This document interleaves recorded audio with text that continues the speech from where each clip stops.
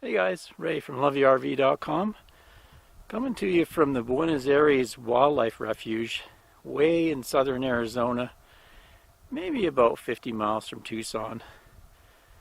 Some free camping down here on the Wildlife Refuge. A lot of wide open spaces. It's kind of a high desert grasslands. I think we're at about 3,600 feet. Some nice view of the mountains over here.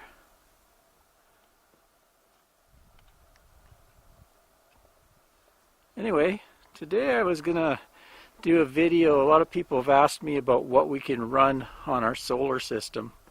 We just have 500 watts, so it's not a massive system. It's kind of just a little medium-sized system. And maybe first I'll go through what we have. I'll link to my post from a few years ago about the complete system. So this system we've been running about 3 years now, and I haven't really needed to increase it any. It's done us really well. I got 4 panels on the roof here, and then we have 1 ground panel. So let's go down below and I'll show you the system. So there's the ground panel, and I just lean it against this ladder. If it's windy, I'll strap it on my ladder, and I'll move it around during the course of the day and angle it towards the sun. The top panels on the roof, I don't tilt them or anything, they're fixed. I decided against tilting, I just didn't want to bother. And they sort of got a little bit of tilt. I like to nose into the sun. Let's go into the heart of the system underneath in the front storage compartment here. Like I say, not much has changed. In 3 years, we're in our 3rd year now with this system. Okay, so I got 4 big golf cart batteries. They're Energizer brand. So they're going on 3.5 years now, no problems. They still seem to hold quite a bit of charge. One thing I did add is about a year or so ago, I added this catastrophic fuse right on the 12 volt output. It's a 200 amp fuse. Just in case anything outside the box was to short, that will blow that fuse. We still have a 1,000 watt inverter, one from Canadian Tire. It's almost 8 years old now, and I'm pretty impressed with it. It's a pure sine wave inverter. Basically, we bought it to power Ant's iMac and give it good clean power all the time. We even use it when we're on full hookups, because if the campground power goes out, this thing will keep chugging along, and she won't lose any data or anything. So it's been flawless the whole time, 8 years now, and it's run a long time. 1,000 watts has met our needs. I don't really care about using the microwave. I'm not a big coffee drinker and mix espresso, so we have no need for high wattage appliances. So at the time, there was no need to spend the extra money on a 2,000 watt inverter. The solar system, I still got the Bogart solar charge controller and the trimetric monitor, and it's been great. It's worked flawless. Gives us a good charge. The whole system has just worked properly. I haven't had any issues whatsoever with my solar system. I have this battery charger. It's an IntelliPower 60 amp charge converter. And I just use that when I need to pump some juice into the batteries using the generator. I have a little plug-in over here that I made that goes right to it. So I plug the generator power cord into that, and then it goes through this box and then really close to the batteries, so I get a really good charge into my batteries. I still have the OEM charge converter, and when we're on full hookups, I use that because this is actually, I think it's over $200, so I'd rather just use the OEM one when we're on full hookups, especially since we have the 400 watts on the roof. It hardly needs to charge at all. When we're on full hookups, all it's doing is idling. So rather than let this sit there and idle for months at a time, I decided to use the OEM still and just use this strictly as an off-grid charger for my generator to to power the battery bank, and it does a really good job of that. So there's just a quick basic overview of the system. I've got 500 watts of solar and about 460 amp hours of battery capacity in there, of which I can use, because they're lead acid, about 50% of that.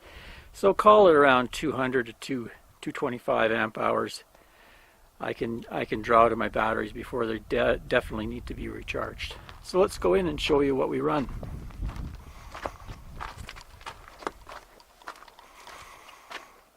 Okay, let's first go with some of the things we use the inverter for to run under AC power. So one thing we use, not that often, but every once in a while it's nice to watch a TV show. So we got a big 43-inch LED backlit LCD TV, and we'll watch that. The other night we watched the Grammy Awards were on. I think it was about 4 hours worth of watch time. Being an LED backlit set, it's not too power hungry. I think it's around 60 or 80 watts it uses, so that's not too bad. Next would be Anne's iMac computer. She does a lot of her photo processing on it and can spend hours doing that. It's a 21-inch desktop computer, and same thing, it's got the new backlighting, so it doesn't draw too much power. Her old one actually drew quite a bit more. I think it had LCD backlighting, but this one, probably it can run anywhere from 40 watts. I've seen it actually go up to 100 watts when it's really churning on a photo and the fans start to come on like crazy. So she uses that quite often, so it's one of the main things we run in the rig, and that's hooked right to the inverter. Our inverter, rather than hooking it into all the plugs in the rig, I just have two special plugs for it, so it's completely separate from the AC circuits, OEM circuits. It's got its own plugs here. So we just use that, and because this is right near the TV, I can plug the TV in. Then we have an extension cord that goes around by Ann. I have another one that goes around there, and then I plug some stuff in at my work area. And so another thing that I use quite often is my 17-inch laptop. It's a Dell laptop, and it's pretty power hungry. It's about a 65 watt max it says on the plug there, and it's on pretty well all day. I might close it or might go to sleep, but I work on it quite a bit, doing my YouTube videos and blogging and that type of thing. And the other thing we do with Ann's computer is at night we'll swing it around, and we'll relax here and swing her computer around, and then we'll watch like Netflix or iTunes movies and TV shows on it, because it does draw a little less than the big TV does. So we do that, and we're close enough to it that it's plenty big enough for us. So those are the biggies that we use a lot. Some intermittent things that we use just briefly. We have the Instapot here. It's actually can draw 700 watts, but it's a very brief amount of time that it's drawing that, and then once it's a pressure cooker, so once it comes up to pressure, it doesn't really draw that much energy. I've done a video on how much it does off grid. I can link to that if you're interested. And also recently we picked up this little device. It's actually an egg cooker, and you can cook hard-boil a bunch of eggs in it really quickly, and it only draws, I think, 360 watts, but it literally only takes 5 or 10 minutes to cook a bunch of eggs. It'll also do poached eggs and little omelets and things, so that's been kind of neat. Let's go in the bathroom. I'll show you a few things we power. That's where my other plug is. I put a plug right down by the sink here, and you can see there's a little dust buster vacuum that we use to vacuum off things. And then I have a water pick that's used very intermittently, like once a day for maybe 5 minutes, so not much power there. And then also Anne has a heated throw. So this thing here is a throw size blanket, and it's electric, so it warms up, and it's about, I think it's 135 watts, so not a huge draw. And a lot of times in the evening she'll put that on and we'll run that for her, or just before bed we'll get her heated up because she gets quite cold. So that's been nice to be able to do that off the inverter. So those are all the things we run off the inverter that are a major draw. Then there's lots of different minor little draws that come off the inverter as far as charging things. You can see here I have a phone, and then there's our MiFi that's constantly on pretty well. And then Anne has also a phone, and she has an iTouch to run off of that. And then we also have our camera batteries, so we have to recharge those. And then Anne has an iPad, and there's also she has a little Mac Air. She doesn't use that too much when we're using the big computer, but sometimes it needs to be charged. So you can imagine running all those different devices. Our inverter is basically on from when we get up to when we go to bed. We do turn it off when we go to bed because it does have a little bit of an idle current that it draws around. I think it's 1 or 1.5 amps. If it's not even doing anything, it's just drawing power. So it's got a little switch we can turn that off at night just to save some power. So that's the inverter. Now the things that run off of the 12 volts as far as the RV circuits go. So of course we've got the fridge. We're running the fridge on propane all the time. But there's a controller board in there that does draw, I think, somewhere about an amp for its microprocessor to adjust things in the fridge. So it does draw some energy even on propane. Also the water heater, when we fire it up, I'm sure it has a little bit of a draw, but not too much. The water pump, you know, when we're off grid, we're using the water pump to pump our water, so it draws around 5 or 6 amps when we're using it. A big one is our furnace. So you can see we use the buddy heater here, but we don't sleep with the buddy heater. We use it at night until we go to bed, but once we go to bed, say around 10, 11 o'clock, then we're going to be switching to the RV furnace. And its fan, when it runs, it's on propane, but it has an electric fan, 12 volt fan, and when it runs, it's drawing about 6 or 8 amps.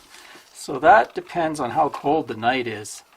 Like for instance, last night, let's see what we had last night here. Yeah, 33 degrees, so we were right down near freezing. So that furnace ran quite a bit, and that can suck a lot of juice out of the battery, especially the lead acid when they're cold, don't have quite as much capacity. So we run, just for out of interest, we keep it around 66 degrees. A lot of people turn their furnaces right off, but Anne likes it kind of warm at night. She gets cold, so we run at 66. That's one reason I went with 4 big batteries, so we would have the capacity to never wake up in the morning with the batteries drained. Of course, there's a stereo. It's usually off, but it draws a little bit of power. Sometimes we run the iTouch in there for music.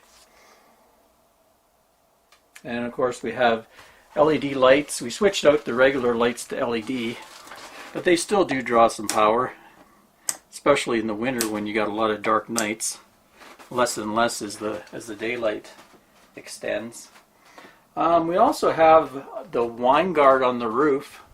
There's a switch up there. That's the booster that lives on the roof, the Wi-Fi booster, so I can turn it off when I'm not using it. Also, I have fridge fans that I can turn on and off depending on how warm it is.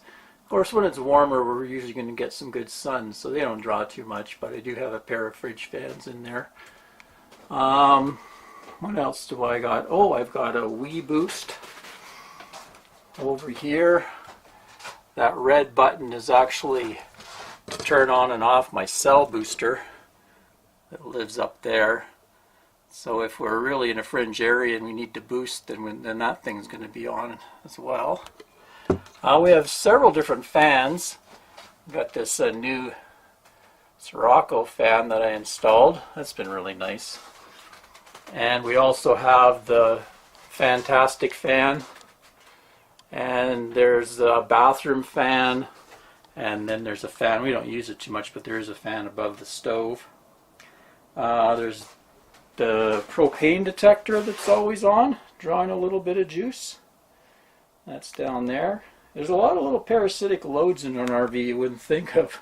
So I'm just going through to give you an idea how many things are running. Our panel here for measuring tank levels. It draws just a little bit of juice as well. This weather station I used to run on batteries, but I put in a little power supply in it so that it actually runs off the RV batteries and not alkaline batteries anymore. So it draws a little bit of juice. And finally, our awning is a power awning, so when I put it in and out, it draws a little bit as well. So that's all the things we run. If I need to run a high wattage item like the microwave, a toaster, if Ann wants to blow dry her hair with a 1500 watt blow dryer, then I do have the generator. I can set it up out there, and it's a wireless one, so I can just turn it on when I need to do something.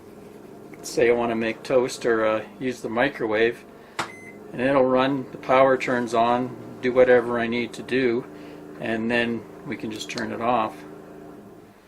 So that's nice. That's one reason I haven't upgraded to a 2000 watt inverter, because I really don't need to. It's sort of like, yeah, that would be nice to have, but then I'd have to run all the wiring and stuff for it. I may do it in the future at some point. Maybe I could add 2 more solar panels on the roof, and then put a 2000 watt inverter and maybe a transfer switch, so the whole thing. But it's sort of the thing, you start thinking about the money. You might take $600 or $800 for good stuff. I have other things that I could spend that money on, because this system really does what we want it to do. So there you go. That's what we run off our 500 watts of solar. Now it'll vary a lot depending on the time of year and temperature. I find when we're getting in around December, the shortest days of the year, that's the one where it's really hard for us to meet our power needs with the 500 watts. But we have a lot of room to adjust. We don't run the TV. Ann might switch from her iMac to her little MacBook Air, which draws hardly any power.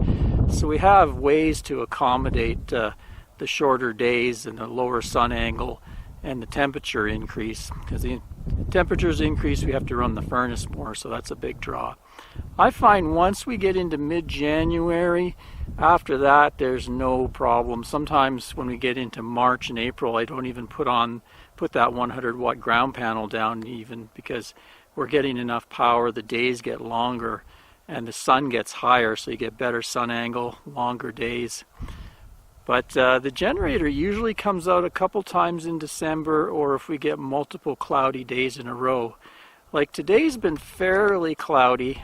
We started with about 86% battery capacity. So last night we used about 60 amp hours after the sun went down to sun up. And we've pretty well put almost all that back in now, even with skies like this.